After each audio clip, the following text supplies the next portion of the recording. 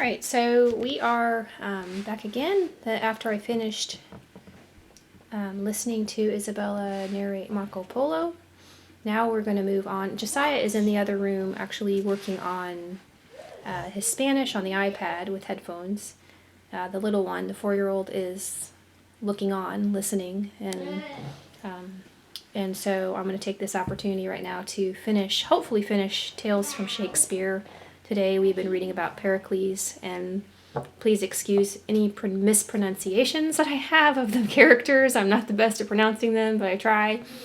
And I've looked a few of them up online to see how to pronounce them, but I haven't looked all of them up, so I just do my best. But when I read Tales from Shakespeare, I generally try to have Isabella, and she actually wanted to do this, it was her idea, but to draw out some of the different characters and what's going on. So if you want to show that and talk about that. Okay, so make it this way. Okay. So this is You don't have to tell about everything, just give Pericles. a general explanation of what you do. This is Pericles, and these are all like the characters. And I drew some of the cities like Tyre and Tarsus and whatever that says. Pentapolis. I guess. And I just draw the characters. I have a few more sheets, like this one and this one. So I usually draw along, but since we're pretty close to the end, I don't think I need to draw this time. And I have lost my bookmark, which means I get to guess where we left off. Can you, why don't you tell what you remember from yesterday's reading? Let's see. Yesterday, Pericles was on a ship, and they didn't get, people at the village didn't get much out of Pericles, and that made one of the people in the village who wanted to marry his daughter, Marina. He thought of Marina because Marina didn't want to talk about her parentage. She didn't know that Pericles was actually her father, and because she thought her father was a long way from her, because there's a bad lady who told Pericles that her daughter was dead, but she's actually alive, and so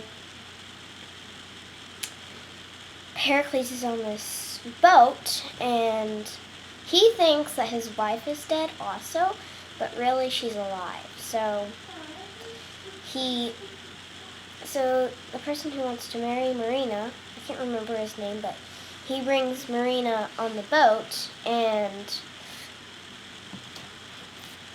Pericles asks Marina her name, and she says Marina, and he thought he had invented that name, but he knew his daughter was dead, but still, and so he found out that Marina actually was his daughter, and all I need to do now is find Marina's mother. So that's what we're hopefully going to get to today.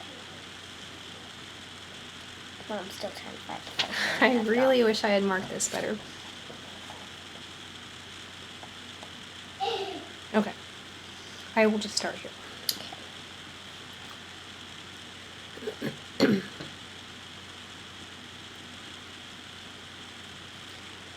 Give me my robes, I am wild with beholding. O heaven, bless my girl! But hark, what music is that? For now, either sent by some kind god, or by his own delighted fancy deceived, he seemed to hear soft music. My lord, I hear none, replied Helicanus. None, said Pericles. Why, it is the music of the spheres. And there was no music, to be heard.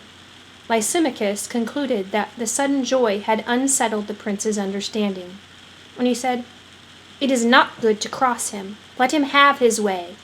and then they told him they heard the music. And he now, complaining of a drowsy slumber coming over him, Lysimachus persuaded him to rest on a couch, and placing a pillow under his head, he, quite overpowered with excess of joy, sank into a sound sleep. And Marina watched in silence by the couch of her sleeping parent. While he slept, Pericles dreamed a dream, which made him resolve to go to Ephesus. His dream was that Diana, the goddess of the Ephesians, appeared to him and commanded him to go to her temple at Ephesus, and there before her altar to declare the story of his life and misfortunes, and by her silver bow she swore that if he performed her injunction, he should meet with some rare felicity. When he awoke, being miraculously refreshed, he told his dream, and that his resolution was to obey the bidding of the goddess.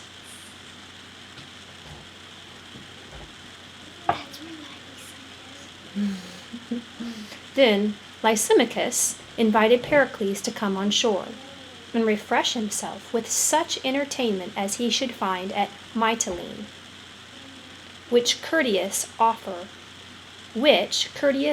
Pericles accepting, agreed to tarry with him for the space of a day or two, during which time we may well suppose what feastings, what rejoicings, what costly shows and entertainments the governor made in Mytilene to greet the royal father of his dear Marina, whom in her obscure fortunes he had so respected. Nor did Pericles frown upon Lysimachus's suit, when he understood how he had honored his child in the days of her low estate, and that Marina showed herself not averse to his proposals, only he had made it a condition, before he gave his consent, that they should visit with him the shrine of the Ephesian Diana, to whose temple they shortly after all three undertook a voyage, and the goddess herself filling their sails with prosperous winds. After a few weeks they arrived in safety at Ephesus. All right, why don't you go ahead and narrate that section? Okay, well,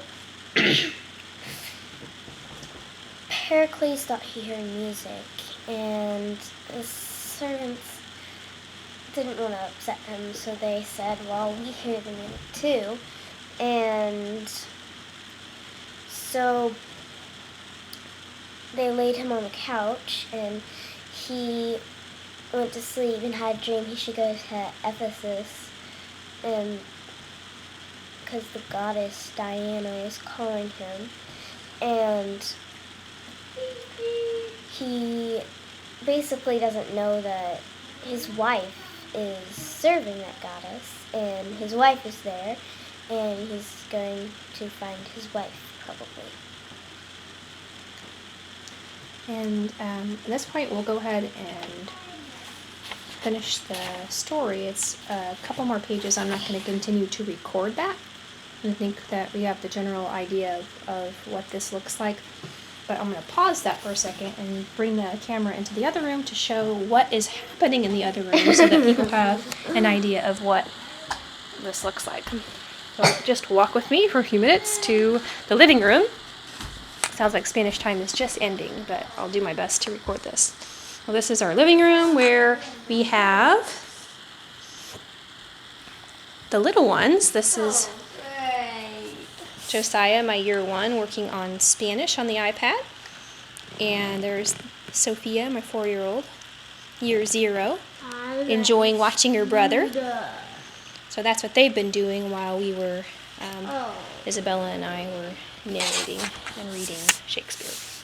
And now I will finish reading Shakespeare to Isabella, and he'll probably be done. I think I heard his timer went off, and then so he will try to find something independent to do, maybe working on his copy work for a couple minutes, getting started with that while I finish up with her, and then I will do another reading with Josiah. Bye!